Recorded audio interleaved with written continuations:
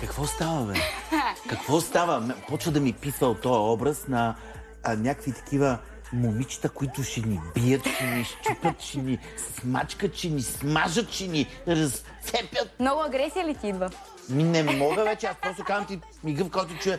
Сега тук може би малко по-малко агресията, но просто този образ, който се налага и в световен мащаб, и в български мащаб, вече почвам...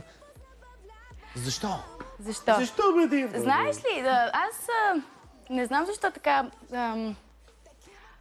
Това съм аз, определено съм аз. Малко по-пораснала обаче. Да. От малка винаги съм била много непокорна, много дива, особено на сцената. Това смятам, че най-вече е сценичното ми амплуа, иначе в ежедневието не можеш да ме видиш толкова категорична, определено. Защо не започна тогава с него? Защо не започна с това, ми сега изведнъж отиваме към това? Защото, как да не съм аз, още на 14, когато изпях Ти не можеш да ме спреш да танцувам цяла нощ, Да. го показах Ти не само, можеш че да ме спреш по да детски танцувам. начин. Да не можеш да танцувам, да ме спреш На да никой не танцувам. рубувам, сърца не си купувам. Да, Още обаче от тогава. тук са някакви бутонки, тук са някакви жила. Това са, да, тук Какво обаче... стана? Нещо порасна, нали? Всички... Искаш ли да кажа каква е истината? Истината е, че хората като растат и стават циници. Не бих казала. Еми как да не? Така, разбира се, защото разбират, че това с любовта, това с онова и така нататък, това са...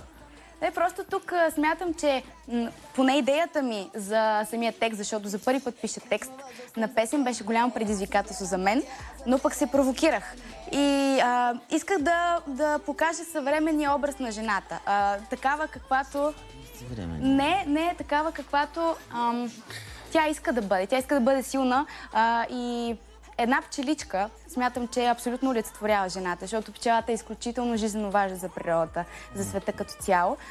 Изключително трудолюбива, много устойчива и ни дава мед. Нещо безумно Трябва да ти кажа, ценно. че аз просто като чуя агресивна жена и вече почвам да... Аз не смятам, че има тук агресия. По-скоро има демонстрация на увереност. Ема не, това е проблема, че в 99% от случаите демонстрацията на увереност е през агресия, защото ти можеш да демонстрираш увереност, седейки в стола без изобщо да мръднеш, нали?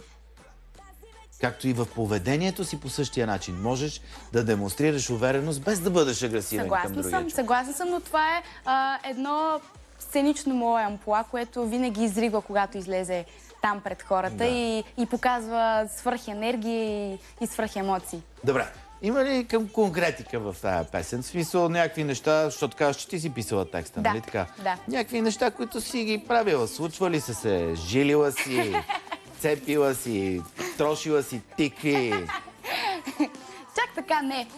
По-скоро наистина изразявам емоцията си към музиката и към човека, който съм като артист.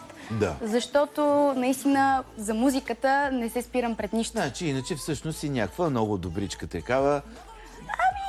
Кротка съм.